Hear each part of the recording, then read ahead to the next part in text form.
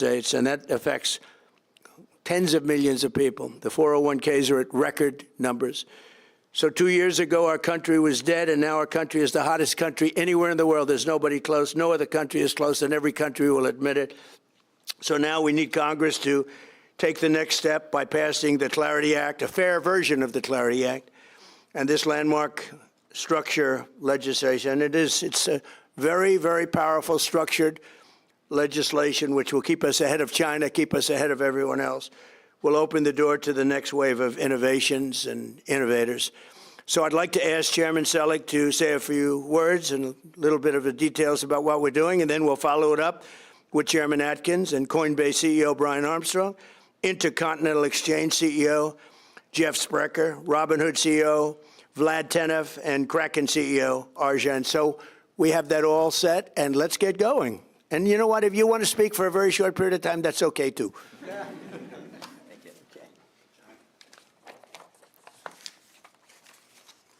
Thank you, Mr. President. It's an honor to be here with you in this exceptional group of business leaders. Thanks to your leadership, the era of political lawfare, debanking, and regulation by enforcement is over. Innovators like the people in this room are welcome to the White House, not railroaded to the big house. And the new frontier of finance is being built right here in the United States of America. From day one, this president has been clear. America will not fall behind and allow other countries to take its place as the greatest country on earth to build a new technology, operate a business, and invest for the future. The world will run on the backbone of American technology. Under President Trump's leadership, we've codified the Genius Act, established a strategic Bitcoin reserve, drawn a clear line in the sand between crypto securities and commodities, launched the first U.S. crypto perpetual, and protected the rights of software developers. We've exiled Gary Gensler, defeated the anti-crypto army, and made the United States the crypto capital of the world.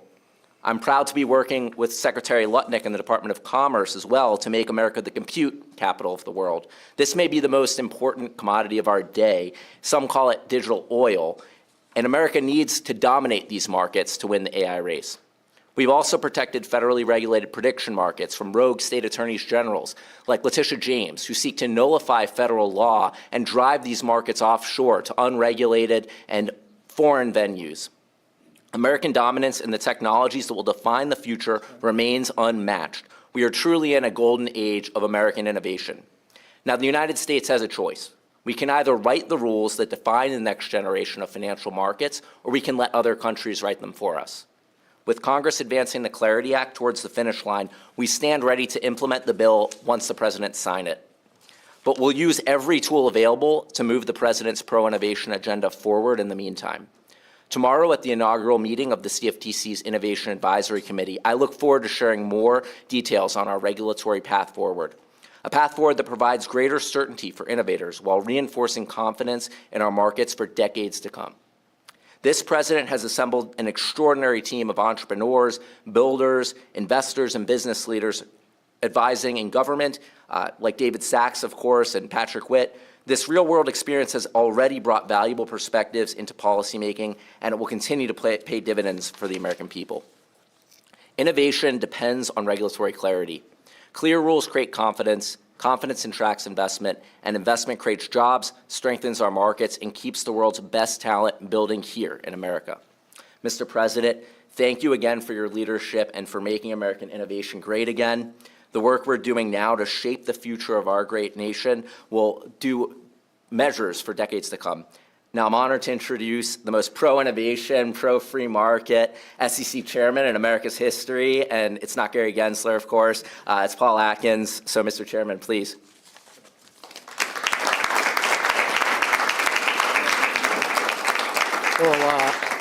Well, thank you, Mike, and thank you, Mr. President, for having us here today. From day one, you've made our nation's financial dominance and innovation job one. We at the SEC are delivering on your agenda. We're making IPOs great again, to continue on your theme, by cutting red tape that discourages companies from going public. Under your leadership, Mr. President, the IPO market is booming. Since Inauguration Day, 583 companies have gone public, and that's up 75% compared to the final year and a half of the Biden administration.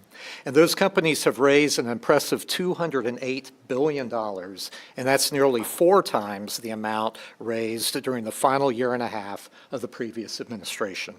So that's just not incremental progress. That is a turnaround. You've committed to making the United States the crypto capital of the world. And yesterday, the SEC, I'm proud to say, took another significant step to deliver on that. Our proposal, the crypto assets rule, would provide crypto entrepreneurs like those here in this room and job creators the certainty to raise capital in the United States using digital assets. This action is consonant with our belief that the most important priority is for Congress to send the Clarity Act to your desk for your signature. And the SEC is doing everything we can to support that work. So thank you again, Mr. President, for leading this nation to ensure that we continue to have the strongest markets in the world, to reshore innovation, and to welcome, yes, a whole new generation of investors through the Trump accounts. So under your leadership, we will make sure that the greatest advances of the technological frontier are right here in America. So thank you very much. Thank you.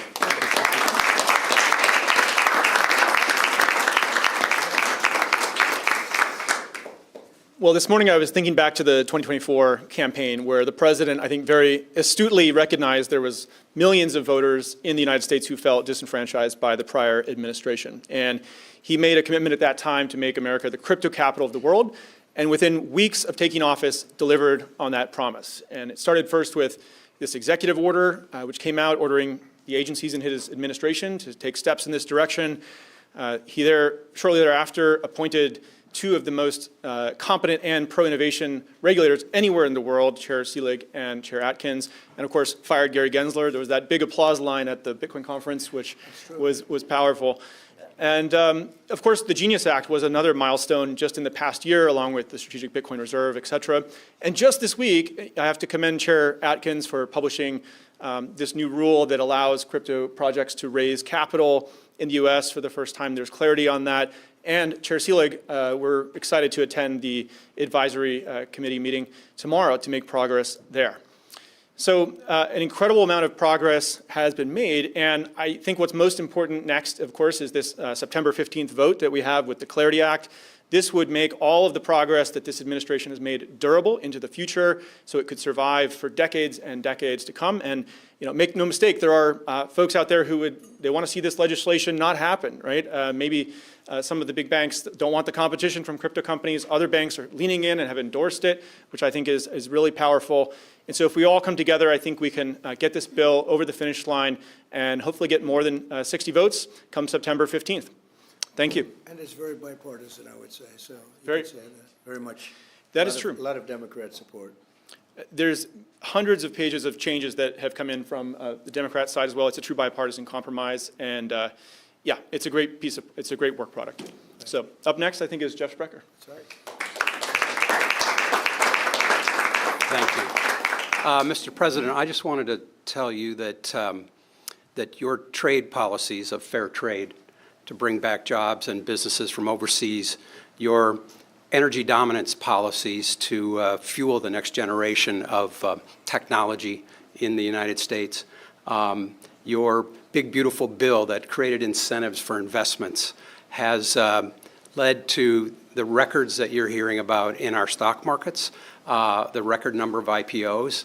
And as you know from working with my wife who works on private businesses, there's a record number of business formations in this country right now. So we're here to talk about how to evolve regulation so that we don't impede that progress. But one of the things I can tell you about the New York Stock Exchange is that it was formed at the time of our country. And so it, for 250 years, has been subject to every single financial services regulation that has ever passed in the United States, bar none. And so one of the things that I'm so thankful that you've done is put 2 really strong chairs in these seats and ask them to go through past legislation, regulation, and figure out what we can get rid of that no longer serves the interests of this country. And for that, I really appreciate that on behalf of the New York Stock Exchange. Thank you very much. Thank you, Mr. President. Jeff. Thank you. Mr. President, thank you for bringing us together and for your work to ensure the next generation of Americans has a stake in the country's economic success through the Trump accounts and many other things. Thank you also to Chair Seelig, Chair Atkins, your administration, for the work underway to strengthen American capital markets and expand opportunity for all Americans. If I had to sum up Robinhood in one word, it would be ownership. Broad ownership is essential to a free, stable, and prosperous society. That belief has shaped pretty much every product we've built, from commission-free investing to 24-hour trading, and now outside the United States to tokenization, which we're using to expand ownership of American assets to people in more than 120 countries. Yet this innovation is reaching investors abroad before investors here back home. And the opportunity goes far beyond public markets. Tokenization will open up markets that have long been out of reach, including private companies. Today, too much economic value is being created before ordinary investors get a chance to participate. Expanding ownership also requires protecting investors. Innovation and investor protection aren't opposing goals. America became the world's capital markets capital by doing both, and the chairs here understand that. American companies are building this technology. American markets are powering it. American assets are also at the center of it. American investors should not be the last to benefit. We look forward to continue to work together to expand ownership, build the next generation of capital markets, and ensure America leads the way. Thank you. Great job. Arjun.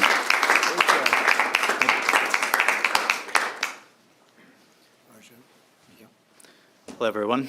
I was thinking about what I was going to say today. Most of the time, I don't speak too much, but the first time I met the president, he said, "What does your company do?" And I said, we're a startup, we move at warp speed, and the first thing he said is, "Why not at Trump speed?" So we started acting in that way. Look, our mission at Kraken isn't about Kraken. Brian created Coinbase, Vlad here, you have ICE, NASDAQ. They created the world markets. And all we're trying to do is make sure that everyone in America has the ability to be able to succeed in the same way that we did.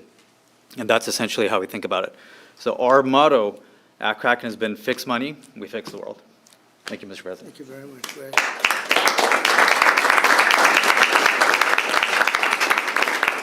And if you have any questions, or if anybody else of this very distinguished, would somebody like to say something? My male models who happen to be genius, they're brilliant and they look good, right? But anybody, would you like to say something? Go ahead, please. Just want to thank you, Mr. President, for all of your leadership. America should lead in crypto and win in markets like prediction markets. And with your leadership and your administration, you're helping America lead here and become the crypto capital of the world. So thank you very much.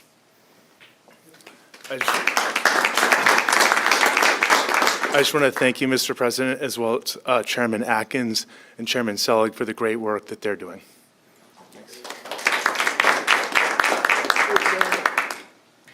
Thank you. Yeah, I just want to say that what Chairman Seelig and Chairman Atkins are doing and the President has enabled with his leadership is actually working.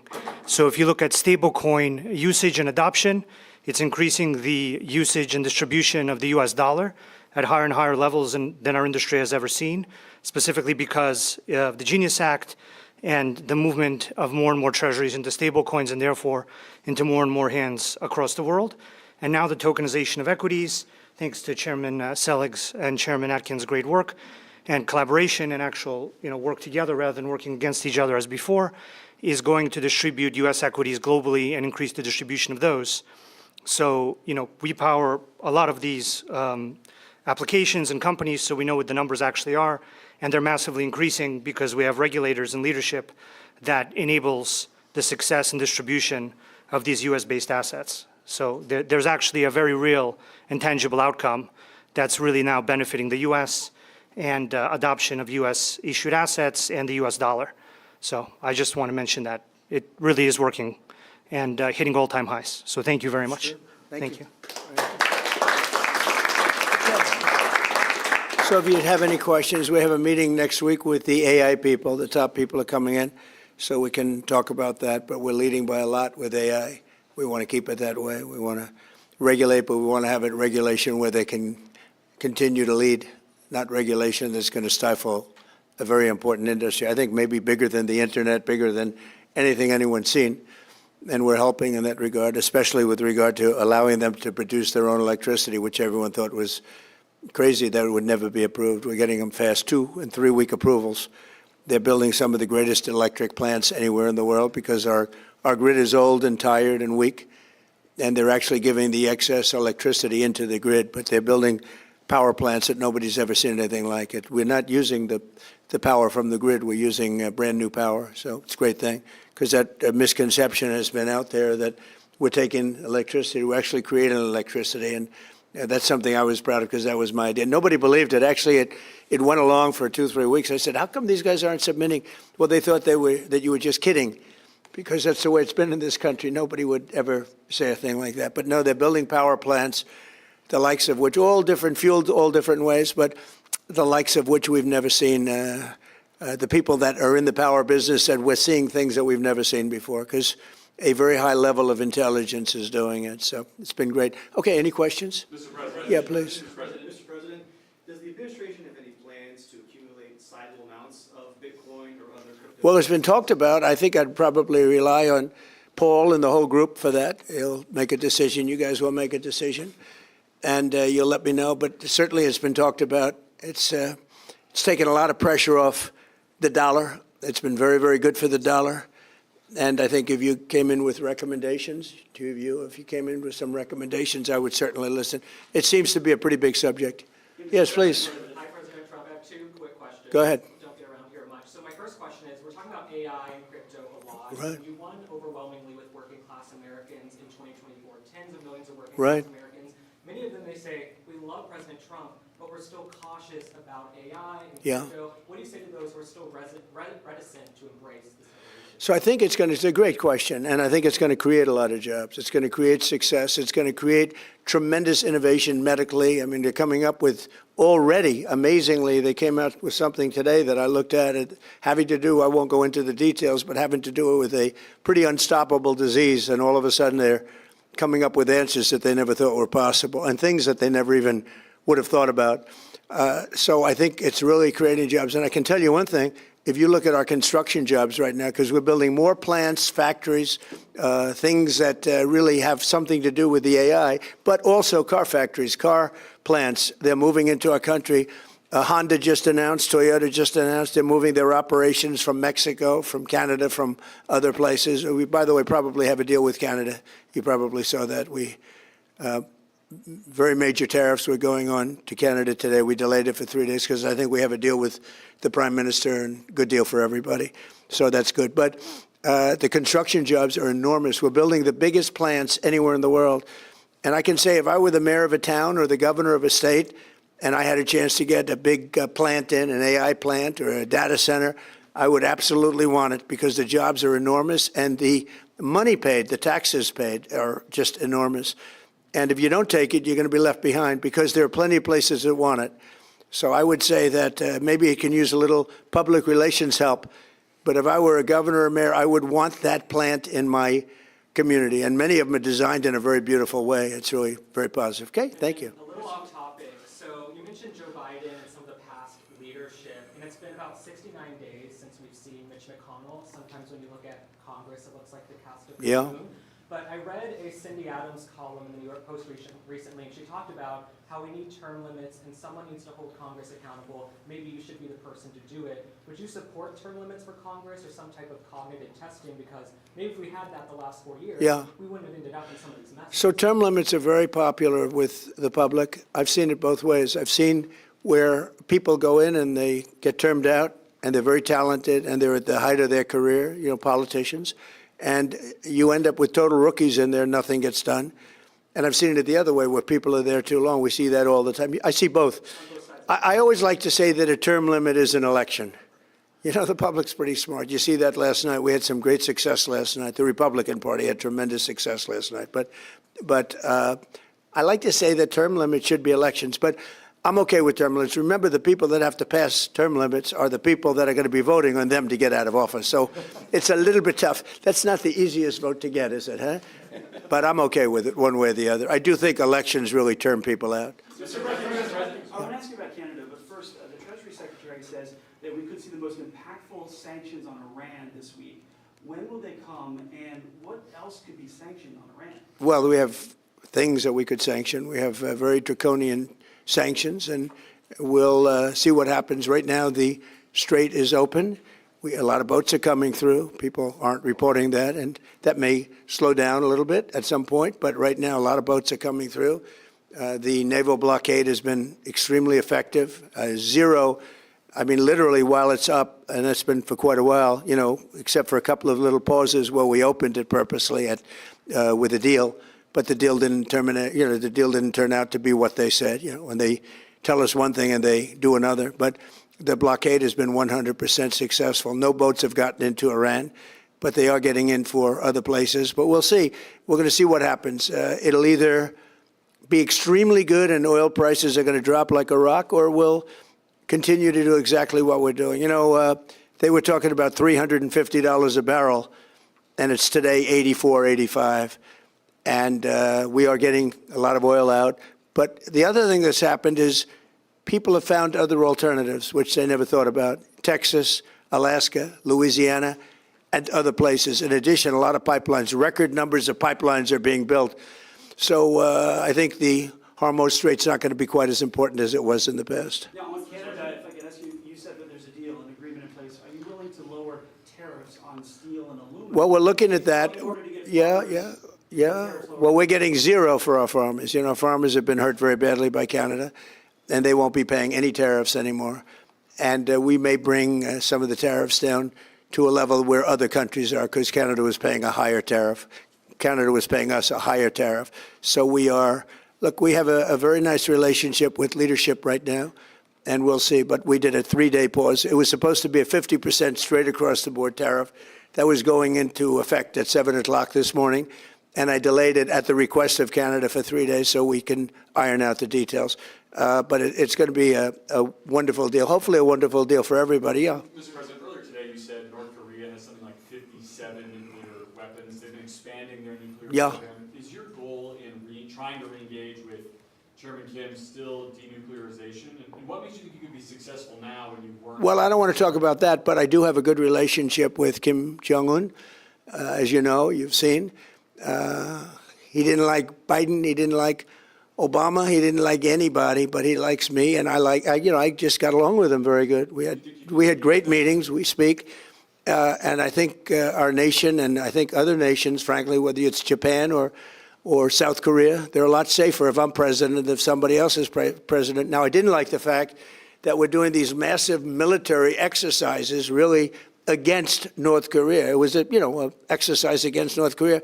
When I'm friendly with him, when we have, I don't see anything happening for certainly 2.5 years. It's not going to happen with me, but I don't see anything happening. And I was not happy when South Korea said, no, they're not interested in helping us with the Hormuz Strait, and yet they get 60% of their oil from the Hormuz Strait.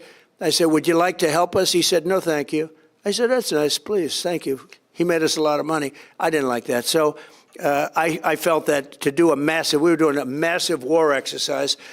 I thought that was very insulting to somebody that, frankly, has been, during my term at least, very well behaved. Yeah. On the bond market, is the administration done enough to stabilize the bond market after yesterday? Well, I think it is, but I mean, it's very sad. Every time we do great, we announce great numbers, the interest rates go up. And they go up because they want to stop inflation. They should go down because the country's strong. You know, I see countries like Switzerland where they're the #1 lowest interest rates, 0.5%, and we pay 3.5%. And yet, if we stop doing business, for instance, I have the absolute right to cut off all business with a country like Switzerland, like anything. So why are they prime if I can cut off the business and they are no longer functional? And yet they're considered to be like an elite country. And I don't want to single them out because there's 60 countries like that. They live off the United States. So why are we paying higher interest rates than them? You know, in the old days, we used to pay the lowest interest rate, no matter how we were doing, because we sort of generate for the whole world. And I want to see it where interest rate, and I have to tell you, we have a wonderful chairman. I think he's doing a great job. The problem is he has a board, and it's a political board. It's people put in by Obama, Biden, and me. And there are quite a few members still left, as you understand. And so they vote to raise interest rates. I don't know if they're doing it because they think they're doing a good thing or because they like the politics of it. But my point is, years ago, 25 years ago, when the country announced good numbers, interest rates went down because we had a stronger country. Now when we announce good numbers, the better they are, the worse it is for interest rates. So we could have a GDP of 10 times. You know, they say, oh, it's going to be 3 times or 4.1. We could have a GDP of 10, 12, 15 times if they just leave us alone. Let the rates go down. We should pay the lowest interest rates. You know, every point of interest is $600 billion. Think of that. Every point of interest is $600 billion. 2 points means we make a fortune, but we keep driving it up. It's a very unfair system, and I've said it now for a long time. When our country does well, interest rates should go down. I mean, every time I hear our country's doing well, I say, oh, it's too bad, because they lift up interest rates. They should drop interest rates because it means we have a strong country. And it's all based on credit, meaning good credit. And we have the best credit. And we'd pay off the debt very easily, very quickly. But if somebody's paying a half a point, we should be paying a half a point, not somebody else. Right now, I think it's Switzerland has the lowest. Again, and I don't want to single them out, but if you take our business away from Switzerland, they have problems. So why are they paying a half a point and we're paying much more than that? Does that make sense to anybody? I mean, it seems pretty simple to me, but it's a killer.